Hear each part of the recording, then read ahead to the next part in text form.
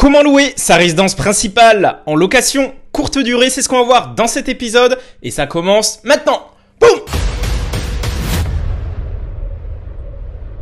Salut, c'est Mathieu, créateur du mouvement des super-héros. Et dans cet épisode, on va voir comment louer ta résidence principale, si tu as une résidence principale, en location courte durée. Mais avant ça, si tu souhaites connaître toutes les techniques, les stratégies et les astuces pour te créer des revenus passifs, clique sur le bouton s'abonner et sur la cloche pour être sûr de ne rien manquer.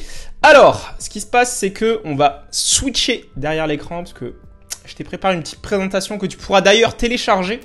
Donc voilà, sois aux aguets. Tu pourras télécharger cette présentation pour voilà, te détailler tout ça. Donc, on va voir, on rentre tout de suite dans le vif du sujet, parce qu'il y a beaucoup de personnes qui veulent se lancer sur Airbnb, qui n'ont pas forcément peut-être les moyens d'acheter un appartement. Du coup, ils ont déjà un appartement, ils se disent bah, pourquoi est-ce que je le louerai pas en location courte durée. Et ils se demandent bah, voilà, quelles sont les étapes à suivre, comment faire les choses dans les règles, parce qu'on n'a pas envie de se faire rattraper par la patrouille, comme on dit, avec tout ce qui est administratif. Donc, les étapes à suivre. Donc pour un particulier qui loue sa résidence principale. Donc déjà, qui dit résidence principale dit que tu es censé y vivre 8 mois par an. Donc il dit 8 mois par an, il reste que 4 mois, donc vu que voilà, tu sais calculer. Et il reste donc 120 jours pour que tu puisses l'exploiter en location courte durée. Donc déjà, il faut savoir ça. Ensuite, ce qu'il faut que tu saches également, c'est que un logement, comme je te l'ai dit, voilà, c'est considéré comme une résidence principale, une RP. On va dire RP, ce sera plus facile pour la suite de la vidéo. Si tu l'occupes au moins 8 mois par an, donc tout ça c'est détaillé. Tu vas sur service-public.fr, sur le site officiel. Ensuite, ce qu'il faut que tu saches, c'est que si ça n'est pas ton appartement, si tu n'es pas propriétaire, tu peux faire de la location courte durée, mais il faut l'obtention de l'autorisation écrite de ton propriétaire.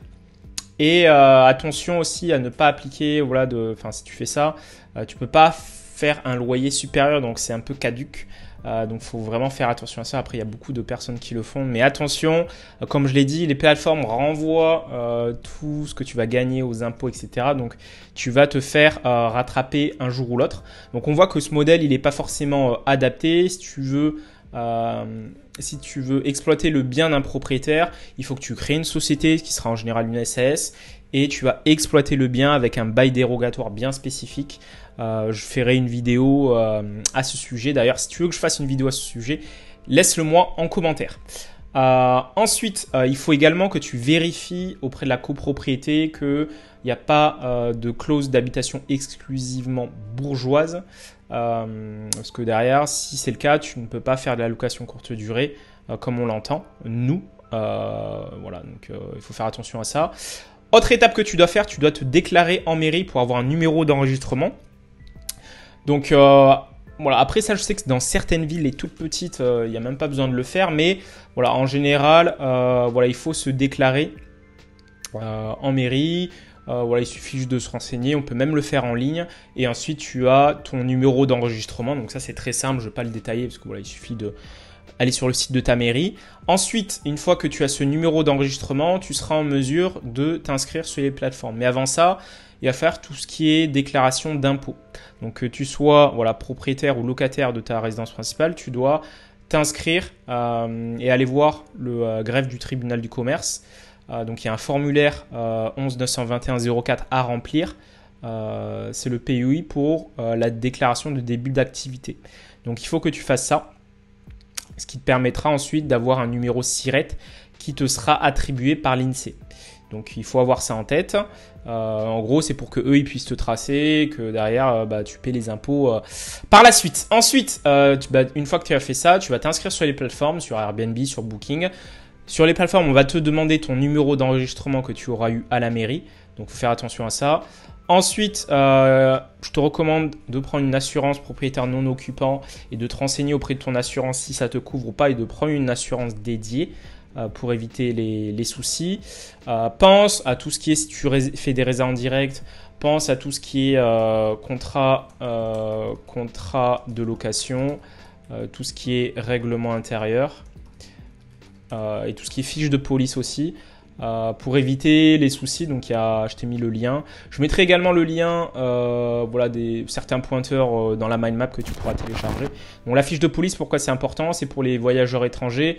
T'es obligé, c'est obligatoire. Et ce qui se passe, c'est que en général, quand il y a des voyageurs à risque, moi je fais signer une fiche de police, c'est assez dissuasif. Et tu devras également t'acquitter de la taxe de séjour. Donc là, pareil, ça dépend de ta ville. Donc soit c'est par mois, soit c'est par trimestre. Et le montant dépend du type d'appartement que tu as, est-ce que tu l'as classé ou pas, en fonction du nombre d'étoiles. Donc pour ça, tu vas sur Google, tu tapes taxe de séjour, il y a un site officiel et tu peux taper le nom de ta ville et tu sauras voilà quel est le montant de ta taxe de séjour. Bon, allez, ce qu'on va faire, c'est qu'on va le faire ensemble. Donc, on se retrouve derrière l'écran, là sur Google. Donc tu vois, comme je te dis, tu tapes taxe de séjour. Ensuite, tu vas ici sur taxe de séjour, quels sont les tarifs. Et ensuite, grille tarifaire, tu fais accéder en ligne.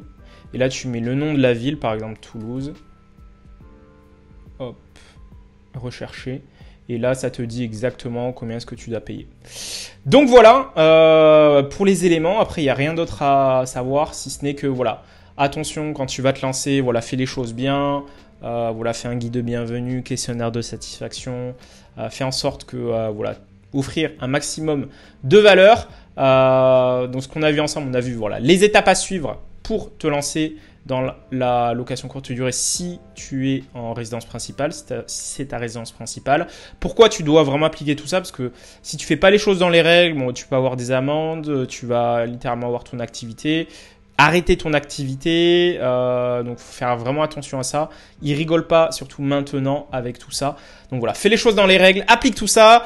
Pour finir, bah, tu peux télécharger cette mind map pour voilà, avoir tous les documents. Je te mettrai des liens voilà, dans la mind map. Tu peux télécharger ça. Les liens sont dans la description. Et je te dis à très vite sur superhéros.com. Boum! Toi qui m'écoutes, attention. Oui, toi, je te parle à toi.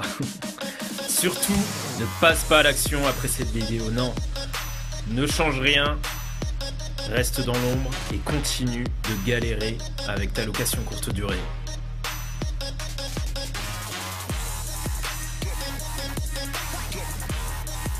Et puis bon, si t'es encore là, c'est que t'es chaud, donc vas-y, passe à l'action.